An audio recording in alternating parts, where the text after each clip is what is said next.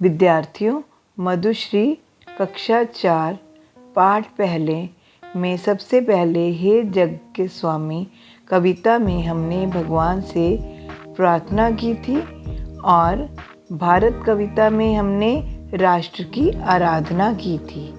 तो चलिए अब हम इसका अभ्यास कार्य करते हैं। लघु उत्तरीय प्रश्न।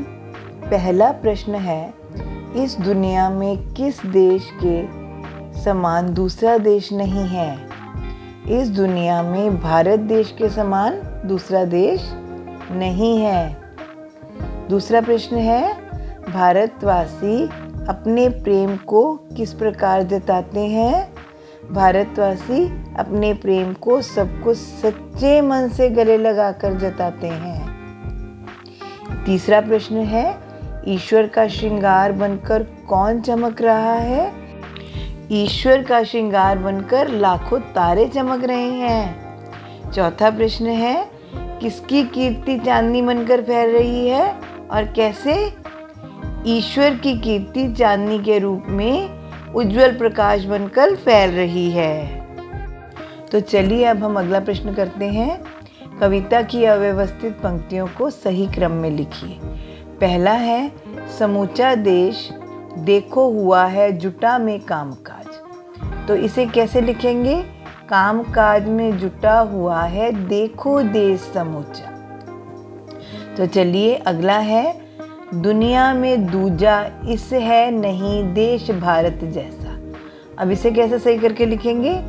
भारत जैसा देश नहीं है इस दुनिया में दूजा। तीसरा है, लगाकर गले मन से सच्चे। इसे कैसे लिखेंगे? सच्चे मन से गले लगाकर। तो अगले पे चलते हैं, जताते प्रेम है हम। तो कैसे लिखेंगे? हम हैं प्रेम जताते। अगला है, भी दिखाता लेकिन आँख जो। उसे कैसे लिखेंगे? लेकिन जो भी आँख दिखाता। तो अगले पे चलते हैं, सबक सिखाते उसको। कैसे लिखेंगे? उसको सबक सिखाते। तो चलिए आगे चलते हैं। अब है दीर्घ उत्तरीय प्रश्न। पहला प्रश्न है, पहली कविता हे जग के स्वामी कविता में प्रकाश से क्या क्या प्रार्थना की गई है?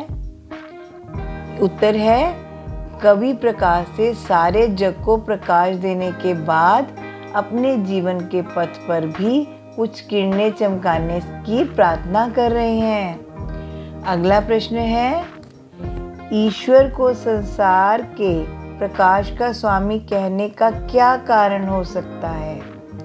उत्तर है, ईश्वर को संसार के प्रकाश का स्वामी इसलिए कहा गया है क्योंकि ईश्वर ही पूरे संसार का पालनहार है।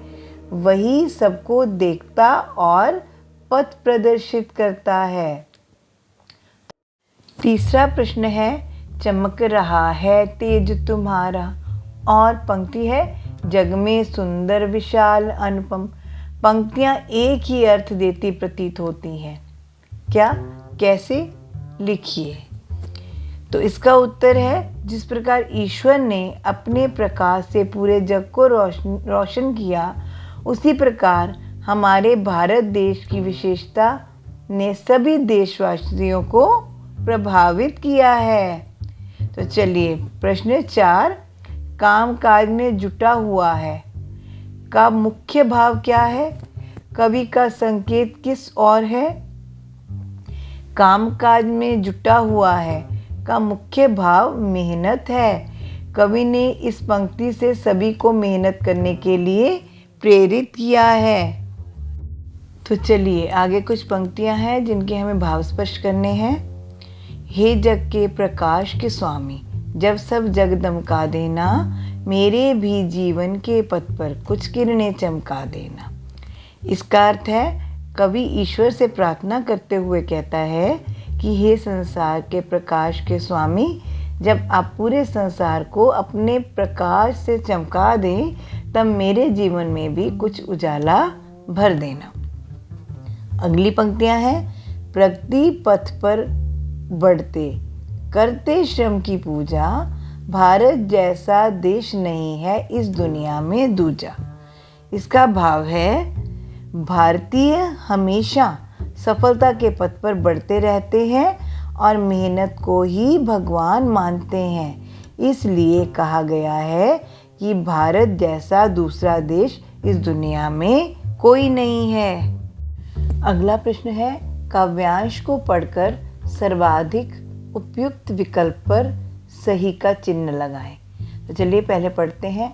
चमक रहा है तेज तुम्हारा बनकर लाल सूर्यमंडल, फैल रही है कीर्ति तुम्हारी बनकर के चांदनी धवल, सुबह सुनहली किरणें आकर खिड़की खोल जगाती हैं, मुंडेर पर कोयल चुनमुन राग प्रभाती गाती है, सच्चे मन से गले लगाकर हम हैं प्रेम जताते, लेकिन जो भी आंख दिखाता उसको सबक सिखाते।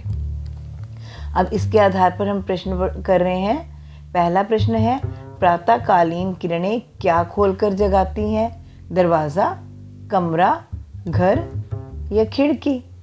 तो इसका उत्तर क्या है? खिड़की। अगला है, चुनमुन कोयल कौन सा राग गाती है? भैरवी, पलासी, प्रभाती या पूर्वी? अब आपने कविता पढ़ी है तो आप बताएंगे उत्तर। क्या है उत्तर? प्रभाती। हम अपना प्रेम कैसे जताते हैं? अब अगला प्रश्न पूछा गया है, हम अपना प्रेम कैसे जताते हैं? सभी को अपनाकर, सभी को साथ खुश होकर, सभी के साथ मन लगाकर, सच्चे मन से गले लगाकर। तो क्या इसका क्या उत्तर है? सच्चे मन से गले लगाकर। अगला प्रश्न है, चमक रहा है तेज तुम्हारा, पंक्ति में तुम्हारा शब्द किसके लिए आया है? स्वयं के लिए, बच्चों के लिए, ईश्वर के लिए, भारतवासियों के लिए? तो किसके लिए आया है? हमने पढ़ा है ईश्वर के लिए। तो अगला प्रश्न है, ईश्वर का यश क्या बनकर फैल रहा है? धवल चांदनी, सुनहली किरणें, रंग, सुनहरा अक्षर। क्या इसका क्या उत्तर है? धवल चांदनी। चलिए अगला करते हैं, भाषाई घटक। पहला है, समान अर्थ बताने वाले शब्दों को पर्यायवाची शब्द कहा जाता है। झंडे में से पर्यायवाची शब्द छांट कर लिखिए। सूर्य, भानु, सूरज, रवि, दिनकर। सांप का पर्यायवाची क्या है? भुजंग, सर्प, नाग, अही। शिव का पर्यायवाची क्या है? महादेव, भोले, रुद्र और शंकर। दिए गए विलोम शब्दों के हम उचित मिलान करेंगे। आदान का प्रदान, स्वाधीन, पराधीन, निंदा, प्रशंसा, स्वदेश, विदेश, सज्जन, दुर्जन, प्रकाश, अंधकार, स्वामी, सेवक, जीवन, मृत्यु, सुबह, शाम, प्रेम, घृणा। आगे तीसरा प्रश्न है, कोष्टक से सही शब्द चुनकर वाक्य पूरे कीजिए। पापा डैश को घूमने जाते हैं। श्याम, शाम, बाहर। तो इसका क्या आएगा? दूसरे वाला विकल्प आएगा शाम। हमारी परीक्षा का डैश कल आएगा। परिमाण, परिणाम, परित्याग। तो इसका भी दूसरा विकल्प है परिणाम। मंदिर के डैश खुल गए। कपाट, कपाट, पाठक। तो इसमें क्या आएगा? दूसरा विकल्प कपाट। अगला है, रेलगाड़ी डैश समय पर आएगी। नियत, मेवात, नियत। इसमें छोटी ई वाला नियत तीसरा विकल्प आएगा। मेरे डैश लेखक हैं। पिता, पीता, पिंता। तो इसमें पहला विकल्प आएगा पिता। चौथा प्रश्न है सही उत्तर पर सही का निशान लगाएं। MCQs। अनुस्वार वाला शब्द है, कौन सा है अनुस्वार वाला शब्द? रंग। चंद्र बिंदु जिसमें है वो अनुस्वार नहीं है, वो अनुनासिक है। आगे अनुनासिक वाला शब्द है मुंडेर। बाकी सारे अनुस्वार वाले शब्द हैं। अनुस्वार वाला शब्द नहीं है। अब इसमें बताना है अनुस्वार वाला शब्द कौन सा नहीं है? सभी। आशा है बच्चों आपको सब समझ में आ गया होगा। धन्यवाद।